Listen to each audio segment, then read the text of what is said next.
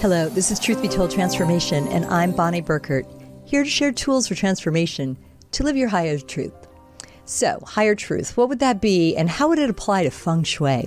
Well, the truth of the matter is, I'm busy, I have a day job, I do the show, and I don't get around to properly organizing my home. It's not dirty, but there's a lot of stuff there. So I've invited onto the show Feng Shui expert Ann Segal to talk to us about how we can clear our space to change our life and more specifics around Feng Shui. Welcome, Ann. Hello. Thank you so much, Bonnie, for having me here. Well, I was just telling you before we got started taping that this is my first opportunity to speak with a Feng Shui expert. So welcome. This is something that's very, very interesting to me, and I'm very, I have done some of my own personal studies and have some knowledge around. But please talk to us. Why don't you give us the broad strokes of Feng Shui? Well, Feng Shui comes from China. It's over 4,000 years old, and is a philosophy to create harmony and balance within spaces. So I call my approach actually the Feng Shui way, because a lot of times I'm an interior designer, so I combine Feng Shui and interior design. And a lot of times it can be very frustrating and crazy for people when they're remodeling and decorating, and I like to make it fun for them. But when you use Feng Shui, I can tell you that some of the benefits that I've found in myself and with others is that you can reach your goals much faster. It enhances wealth. You have more peace in your life. You let go of the past. That's part of having more peace. It can lift your spirits and inspire you, improves your health, and gives you more energy. So these are some of the main points that I like to bring up when I want people to understand that Feng Shui can have a big impact on their lives. And there's a lot of different ways that you can use Feng Shui. For example, working with the Feng Shui Bagua, we can talk about working with Feng Shui elements. There's different principles in Feng Shui that I bring into the spaces. But, the first thing that I have people work on is decluttering and making sure that they are letting go of the things they don't use and love anymore. Because that's so important to be able to have more freedom in your life, to really be able to comprehend all the things that you have around you and how it affects you. And to be able to become conscious, it's also about becoming more conscious about what you have surrounding you in your life. I mean, I'd say, yeah, I definitely understand that. And I think one of the main principles is energy flow, correct? I mean, just how... Right. Well, I always say everything is energy and everything is connected. Right. So what does that actually mean? Just think about, have you ever had a situation where you thought of someone and within a few hours they called you and you hadn't heard from them in years? And so that is a total energy connection. And so we are connected to all the things we own. So even if we have objects that we're not happy about or don't make us feel good and have it in a hiding place, like an attic or a closet, right, it still affects us until you actually can let go of it. So I help people. I was just doing a decluttering appointment this morning, and it's just really interesting. I have to get into a really good mindset because I don't want to upset anybody, because people get very attached to their things. But when you have too many things in too small of a space, then it can become overwhelming, and then you become overwhelmed, and it's harder to move through life, and it's also stuck energy. So you can have stuck energy within different areas of your home. When you work with the Feng Shui Bagua, which is a map that you lay over the blueprint of your home and divide into 9 equal spaces, each area corresponds to a specific area of your life. And you could set up your home by placing specific objects in these areas where you want change or you want to make things happen. That's great. And I don't know, Tony, if you have a chance to see that Bagua, the image of the Bagua. I think that this is what it looks like if anybody wants to, if anyone's watching on YouTube, or if you're only listening, it's BAGUA, if you want to look that up. And it's based on the different directions.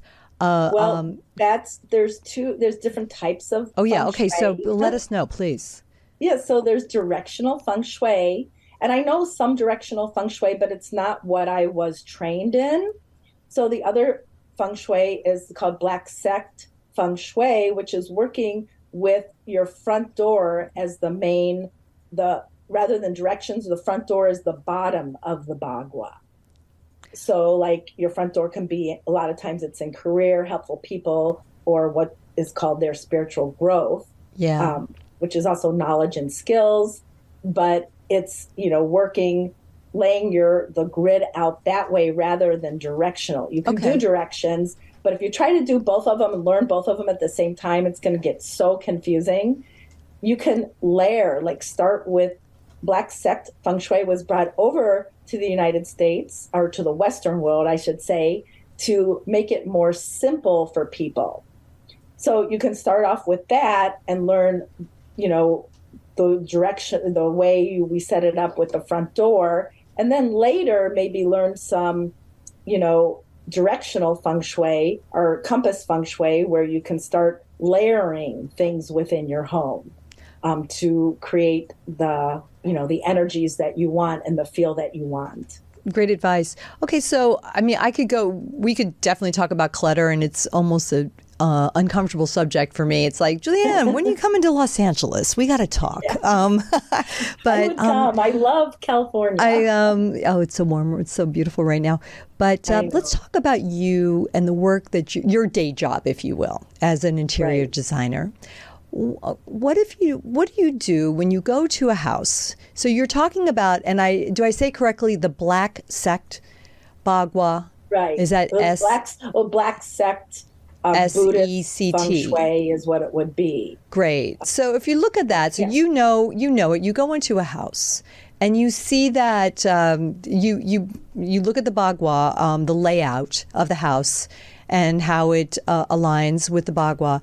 And say, for example, the bathroom falls in, because the bathroom it's the bathroom. I mean, there's water and there's okay, so what do you do if that's in, say, your relationship area? What can one do when you've got, in the relationship area, you definitely would want to keep the energy up. How you do that is by keeping drains closed, because there's a lot of drains. You don't want your relationship to go down the drain. So you got to think in metaphors when you set up your home in feng shui. So keep drains closed. And then the color for that area of the bagua is pink. You could paint it a color of pink, or just even add pink towels. So it doesn't mean you have to paint a whole room that way. You can add specific colors to intend what you want to have happen in, say, the relationship area of your life. And the relationship is about a love marriage relationship or a partnership in a business as well. So that's what you would be adjusting in that area. You can also, toilets are energy drainers, so it's very important to keep the toilet lid down. Right.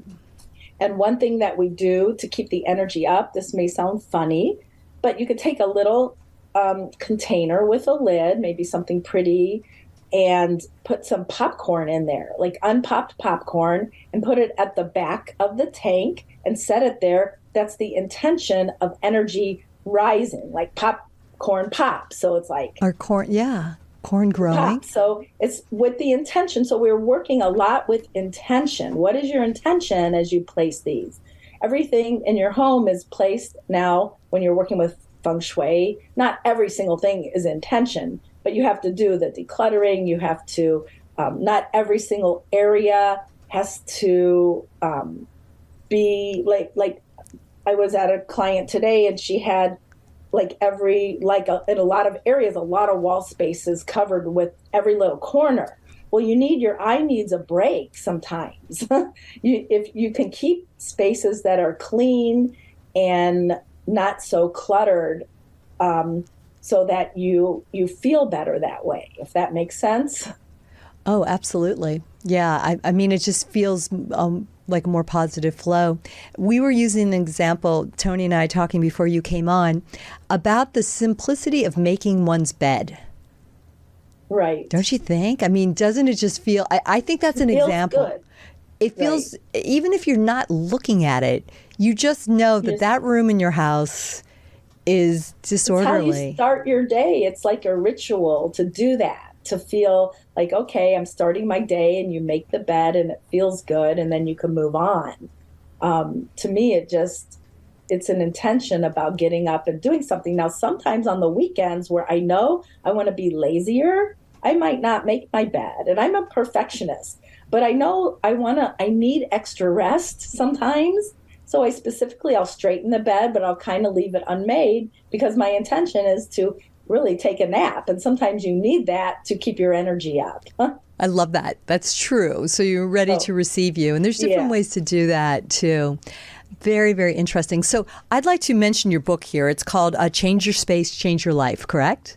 Change your space to change your life. Yes. That's great. So tell us a little bit about, I mean, you've given us a couple examples. So tell us more what's in the book. Well, I talk a lot. I do talk about decluttering, and I give specific examples of clients I've worked with over the years. I talk about the principles of Feng Shui. I even give some tools on getting into the right mindset. For example, making a vision board of what you want to have happen. So if you're familiar with vision boards, I teach vision board class. Great. And I'll be doing more online teaching this next year. But that's one of the classes I'm going to try out online.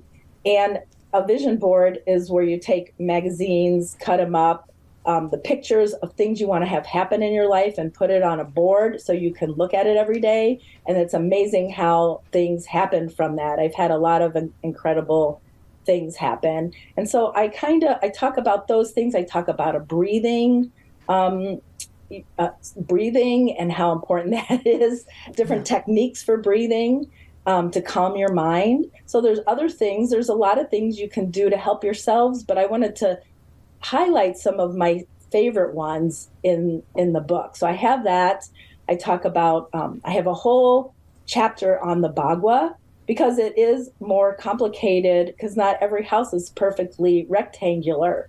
So you have to really learn the different ways to lay out the Bagua when parts of your house jut out, because sometimes you can find that you have a missing piece, which could also be a challenge in that area. Say you're missing wealth, the whole wealth area or part of it. So there's adjustments you can make to call in more wealth. And then with the Bagua also, I talk about the 5 elements in Feng Shui, which are fire, earth, metal, water, and wood. Each one of these have a different energy to them, and you have to understand the different energy to put that energy into a room.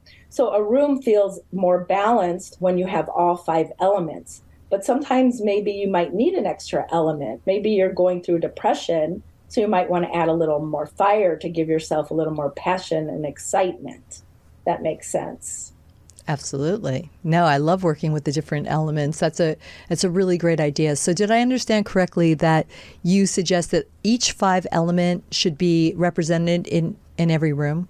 In a room, yes, to make it feel more balanced. I mean, there's different ways to balance. There you go.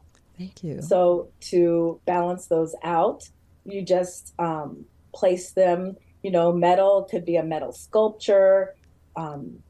It could be the color white, and it says circular shape. So there's always a shape that is attached to that. And I talk about different ways to do that in the book. So sometimes you have too much qualities because, for example, if you have too much, water, if you have too much water, it can make you feel fearful, overwhelmed. So you can look and see what's going on in your room and how you feel, and then make a decision on what elements you need to add or take away from. One of the things that makes sense. One of the things I wanted to ask is, I was thinking about how you're an interior designer. So we have certain what's the word I want to use? But let's just say thoughts around colors. Like, Right. I mean, are certain impressions that we have around colors. For example, blues, the color blues, calming, soothing, perhaps better, good for the bedroom versus a bright red, right?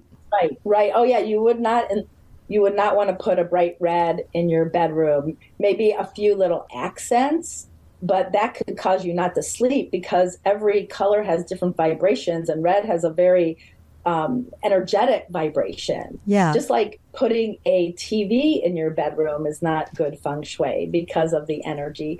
But I can tell you that if you must have a TV, one way to help yourself is to have it enclosed. So when you're not watching it, the doors are closed. So like in an etagere or cabinet. Yes. Or the other way, if you can't do that, is a pretty throw over it at night when you sleep. That can help calm the space too. But it's best not to have one in there at all. I know a lot of people have a hard time with that.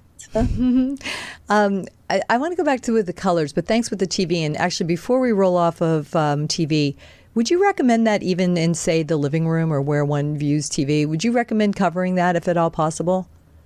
In the living room? Yeah. Less essential? It's less essential. Yes. It's if you have a TV over a fireplace, like a lot of people do, you're adding more fire. So you have the fireplace, and then you add more fire. And what I did, because I have that situation in my own family room, so what I did is buy an art TV. It's a Samsung art TV, and you could put different pieces of art on the TV when you're not watching it. And so I tend to put like something with water in it because water puts out fire. That's one way we use the feng shui elements. So does it mean that on the screen nice that's cool? And does it mean on the actual screen, or are you saying like, nope. Do they have something that slides over, or you could select? It's the actual screen, and it comes with free images, but then for like $20 you can buy more images if you want. I've always used the ones they gave me. I just don't have time to go looking through them all, but I'd probably get crazy if I did, because that's a really cool. No, I like that. And it's funny because I live in an old house, quite old. It's like over 100 years old, and it's a little bit strange shape, and the living room isn't big, and it's rather narrow, and I have a pretty good sized TV, and it's almost like home theater vibe. Right. But when there's no show happening, sometimes I put on a fireplace. Right. Because it's just like I've created a little fireplace situation for myself. It's totally yummy. I love it. It's such a great idea. So there's an idea. Where that falls in your bagua, because if it's in like fame and reputation. It's in the center. It would be so you'd walk in. It's the center of the house? Yeah, you kind of go in the front door, and it's right in the center. So having fire in the center is not a good thing, because that's health, and it can burn out your health. Okay. So what would be better? What would be better in the center is stones. No, flowers are actually a fire feature. So like big piece of amethyst, maybe some stone, like beautiful stones, and geodes and that type of thing. Okay, cool. Because you want earth energy. Earth energy in the center. Earth energy. What a great idea. I'm sure there's some YouTube video of people just taking photos of their crystals or something like that. Something like that. That would be good to have there. Diamond. Yeah, you would think in this day and age you can find that easily. Something sparkly. No, I love that idea. So, okay, but I want to go back to I'm bouncing around because, again, I'm very, very keen here. So back to the color. I wanted to ask you, do you find that the colors associated with Feng Shui are the same as what we have perhaps in what we could refer to as the Western color palette? So say that one more time. I want to know, so you know what we talked about, red being very activating. We know that from our Western color palette, our Western design, what we wear. What would you say they're pretty much the same? Blues, calming, reds, activating, greens, harmony, all pretty much? They're all pretty much, and each area of the bagua has a different color associated with. And if you know, I know as a designer that when you talk about color, there could be hundreds of different reds, True. hundreds of whites. So you can be more selective and you have a lot to choose from within those colors.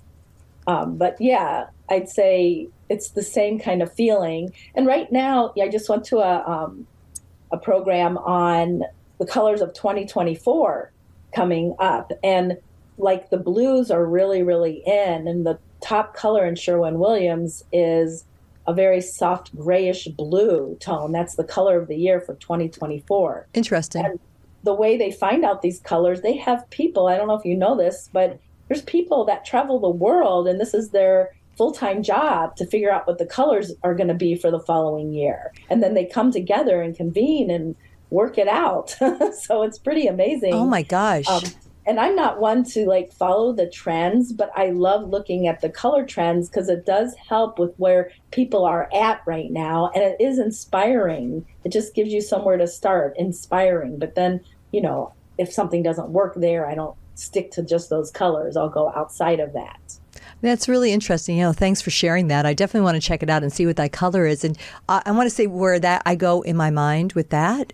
They've probably been working out what the color was going to be for a while. However, I feel that things are very inflamed. Again, fall 2023, there are some nasty wars happening on our planet. I mean, there's often things are changing, but man, like people want to be calmed and they want to be soothed. And I notice a lot of the colors are deeper and darker this year, more so than like last year. So sometimes deeper, darker colors makes you feel like cozier. Yeah. So I think people want to be cuddled and cozy and feel good and in their own homes. No, and that blue is, I definitely like, it's kind of like you say, like a steely blue, like a sort of. Exactly. Yeah. I'm a fan. So that's cool. And last year, pinks were really in. And this year I see pinks, but they've gotten richer and deeper. Well, so it's just interesting. Barbie. How they're changing. Yeah. Barbie, it was brighter pink like that last year. Now it's going to a richer, deeper pink. For my listeners, don't be concerned. I will not bring up Barbie every episode now. I just brought it up as an example last week, and then here we are. I'm talking about it again. I'm not sure why, but you have to admit, pink has been. I mean, they did an incredible job with that, getting that color pink having a meaning for so many. I know. There was some powerful marketing. I never saw the movie, but I need to go see that. Oh, you do. It is a work of art for somebody that has. Yeah, for somebody who has an appreciation of color, I think that you would really color and design. I think you would really like what they're doing on multiple levels with that. So I will go see that. We're going to bring us back to the book. Yes. Change Your Life. Can we talk a little bit about how Feng Shui can help with career and prosperity? Yes. Well, the front area of your home, the front middle area of your home is career. So that is where you want to really be conscious of what is going on in that area. Say your front door is right there. You don't never want behind doors. Like some people have shoes and all kinds of things behind their door, and that will cause lost opportunities and stuck energy. So you want to be able to open doors very easily and walk through. And the element that you would use in a career area of the Bagua is water, because it's about flowing. So you can actually find the career area of your home and put maybe a water fountain, or maybe you don't want to have a water fountain because you don't want to take care of it, because that's part of it. Maybe just an image of a beautiful water scene with the ocean or a lake, whatever you love, what feels good to you, and place it there with the intention that your career is flowing and you're working easily and effortlessly. So does that make sense? Yeah. To think of that. And then prosperity is the far left back corner of let's say your home. You can do this in any kind of space. And you can even feng shui rooms based on the front door of the room. But I like to start by doing the whole main level of the home. So the back left corner would be prosperity. And sometimes I've gone back there, people are having a lot of financial difficulties, and I look in there and it's just clutter. and they're not even using the space. And so that's, converts to stuck energy. So we want to get that moving. We want to clean it out, get rid of all the things you don't love or use, let go of, let go of things that don't have a nice story to say to them. Because if you really look at everything you own, there is a little bit of a story to everything. So let go of the things that you don't love, and then organize the stuff in there. Then you can add intention. Say you can paint the room purple. It doesn't have to be painted, but that's the color. You can also add water or a wood element to that area, to the prosperity area, because wood is about growth. So growing your finances, and water is about movement and flow, and set up the space so that it feels good in that way. Good tips, tools for transformation, Julianne. Thank you. These are really, really great. So what are some of the other chapters of your book? I talk about biophilic design. So, and nature, that's bringing nature into your space. Nature, there's a lot of amazing things that nature does. It comes from a biologist, Edward Wilson, from the 1980s. And biophilic means love of life or living systems. And he realized that people have a very positive response to nature. So you want to mimic nature as much as you can indoors. And one way is through plants. That's one simple way, as long as you take care of the plants. And, if they're dying, it's important to let them go if needed, because you want healthy plants. Plants also does a lot more for you, like it cleans the air, which is a wonderful aspect. And it also lowers blood pressure and things of that nature. When you add nature to your space, it calms the nerves, creates positive mental, emotional, and physical health, increases mental alertness, and reduces anxiety. And like I said, decreases air pollution with living plants. And it also lowers heart rate and blood pressure. So there's a lot of benefits. You can also add nature by bringing in sounds, like nature sounds, like the chirping of birds. And sometimes in even commercial buildings, they bring that into the spaces, adding the sounds. And you can bring in scent. What about adding a herb garden to your kitchen and having those scents from the herbs that they smell good? So things like that just bring in all these different elements and so many advantages to having them there. Like that, for sure. I'm a big lover of plants. I had heard that you're not supposed to have live plants in the bedroom. No? There's a lot of different thoughts. In Feng Shui, the more I study, the more controversial things that I hear. I have one plant in my bedroom's on the upstairs level, and it's in the wealth corner of my upstairs. And I have a money plant because it's in wealth.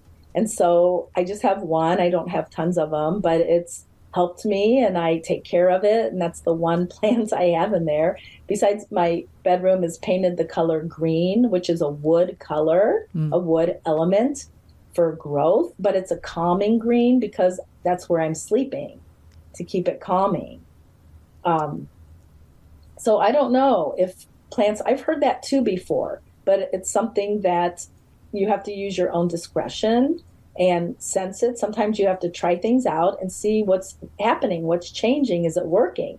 Sometimes it works perfectly and then you realize, I didn't want this to happen. And then you have to rethink what you want, because sometimes, be careful what you're asking for, because you will get it if you're open. I love that. It's true. It's definitely true. What about, I was wondering, I just wanted to say, about the plants in the room. I think maybe you should sort of look at it in terms of where your bedroom is placed in the house and let that be the determinant rather than the hard, fast rule of no plants in the bedroom. Is that plants, right? I wanted to use that. That's a really good idea. Yeah. Sometimes you got to look at the situation. So when I do Feng Shui, I'm looking at the person, I'm looking at their home, I have to tie the whole thing together, and then I tie it together with interior design. Okay. But sometimes we can't even do interior design until we do the decluttering. And some clients, like, we'll be doing a room and they'll get that done fast. They get it, they'll get it done, but other people need more help with that. And so I'm there to help them when needed for that type of thing as well. Yeah, no, it's great. It's energy. I mean, there's no question about it. You move the energy. I've seen it so often, and it's such a great feeling. I like to do. I have two things that I like to practice. One, I've heard, and I don't know if this is based on Feng Shui, but that you should move 26 things in your house every day. It's 27. Oh, because I'm doing it wrong all this time. 27 because, and it's so funny you're saying that, because my client, when I was there today helping her declutter, and she said, she just said what you just said, and she said 27, and I'm like, yeah, that's one way to do it. And I told her, I'm like, we moved more than 27, but if you do 27, I think that's great. Another way to start decluttering is what I say, because people get so overwhelmed, especially when they have a lot to do. Take one garbage, just one brown paper bag, like from the grocery store, and fill it up with things that you could let go of. And do that once a week, and you will start to see a change.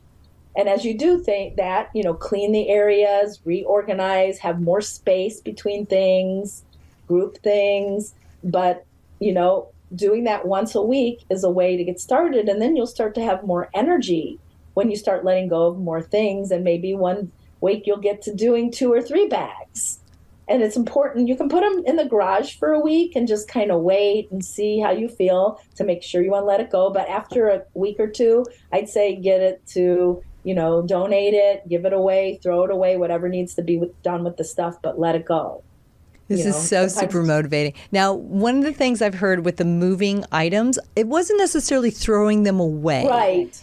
It's just like maybe a little adjustment, or maybe the books haven't ever have sat on your shelf for a long time. Maybe you want to pull one out and kind of look at it. I mean, do you think there's something? That's what I did with this woman today. I mean, we were putting things in bags. I was moving. I said, what if we took that accessory and put it here and start moving things around? But then she had too much stuff and too small a space. So we had to take things away, but then it made room for new things. But I had plenty of stuff to pull from in her house. So I made it look nice by moving things around. But that gives you a whole nother perspective. And it's hard to do it sometimes in your own home because you get stuck in like, this is how I did it. And so it's nice to have someone come in and start suggesting and working with you, as long as you're open to that. And then we start moving things around and looking at it from a Feng Shui point of view too. Because I found, like today, I found these 2 little candlesticks, and she wanted to call in a partner. So I said, let's take these. She never even opened these candlestick holders with candles in them. She had them from a wedding a long time ago, and they were in this pretty bag that she never opened them. I said, you know what, let's open them. Let's use them. And so I said, do you like them? Do you love them? She's like, I do. And it reminds me of this wedding. So we took them out of the bag and we went to the relationship area, which was in her living room. And we set them on an end table. And then what we do is we did the 3 secrets of reinforcement. That's what you do when you make a Feng Shui adjustment. Do you know what that is? No, I don't. So that's the 3 secrets are you place the object. So we place the 2 candlesticks. You want to do this when you're not tired. You have to have arms uncrossed. You're not angry. You're not hungry. And you place the object that you're going to use in the right spot. Then you think of your intention. Imagine as if it's already happened. Like if you can get into the feeling like she's with her partner already, how it feels great. And we use the 2 candlesticks because it's like a couple of candlesticks. So you can use a couple of whatever to make that intention in the relationship area. And then what we say, and this comes from China, we say, Om Mani Padme Hum. Mm-hmm. We say that 9 times to kind of set it into motion. And what that actually means is nothing scary. It's the kind of like the opening of a lotus blossom to reveal its true essence, which is a soul. But it's just a saying, it's a Sanskrit saying just to say 9 times so that you can let it go and know that the universe is going to take care of it, and you don't have to worry about it.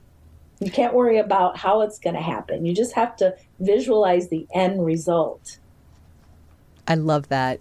Om Mani Padme Om. Boom. It's in my book, the correct pronunciation. Okay. And you can probably find it on the internet as well. Again, Julianne Seagal's book is Change Your Space, Change Your Life. And she's given us some very specific examples, and you're very generous, Julianne, to share these ideas. I love it. I've been taking notes. I know what I'm going to be doing this weekend for sure. And I will tell you a quick story that was, I was looking for my eclipse viewing goggles, or not goggles, but like the glasses. Right. And I was going into a closet where I thought they were, and they weren't. I couldn't find them. So I was cleaning the closet. And then, gee, where are they? And then I had room in my closet, so I was going to take some boxes and put them in there. And while I was taking these boxes, I'm like, well, let me look what's in this box. And there were the viewing glasses. A place I would have never, ever checked. And they showed up for me in the most inexplicable way. And you weren't thinking about it at the time? Nope. No, I had given up. I thought I was going to move from this one section of the house where I thought they were closet, bedroom. I'm like, well, they're probably in the living room then. They're not where I think they are here in this room. So I'm going to head over to the living room, but let me do these other things first.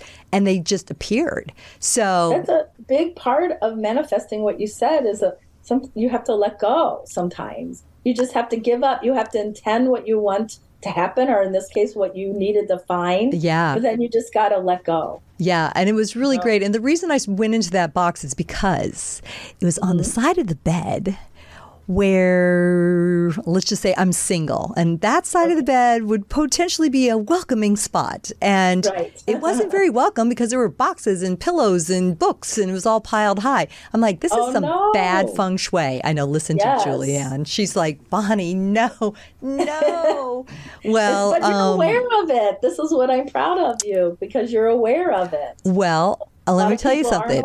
I moved things. I got on a roll. And good. I moved. So not only did I clear that side of the bed, I also moved a lamp.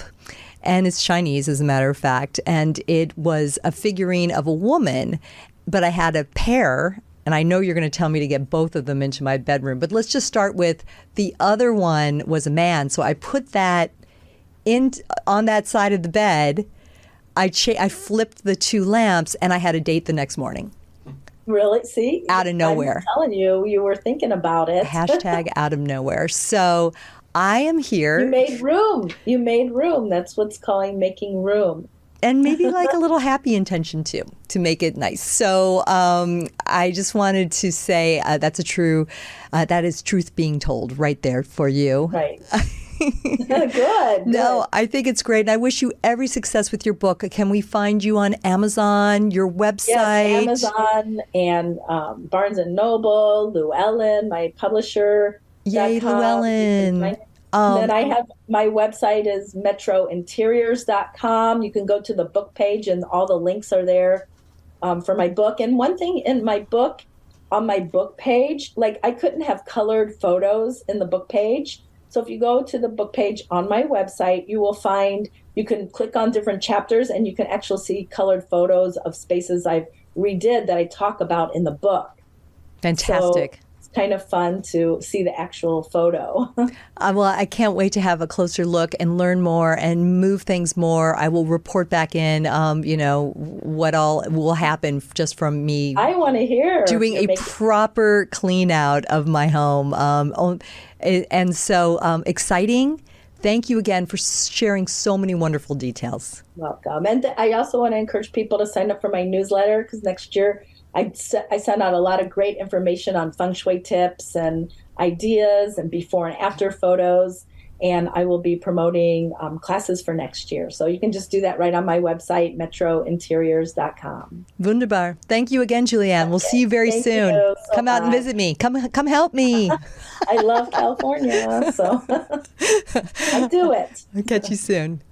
Okay. Thanks, everybody. This is Bonnie Burkert for Truth Be Told Transformation. We are on the Club Paranormal Network, where you will find also Tony Sweet on Fridays, 3 p.m. live. So he really wants you all to come and join the Club Paranormal community and say hi to each other for sure. Don't forget, Robert Hensley also has many episodes to watch with new ones at the top of the week. I will hopefully bring you something new every week myself. We have many, many shows to choose from. So I hope that you'll check out our archives. Be sure to share and follow and like and love. We are here to really put good vibes out there and keep you all open to the mysteries. Life is pretty crazy, so take a pause, take a breath, and believe in magic. Until the next time, shine on.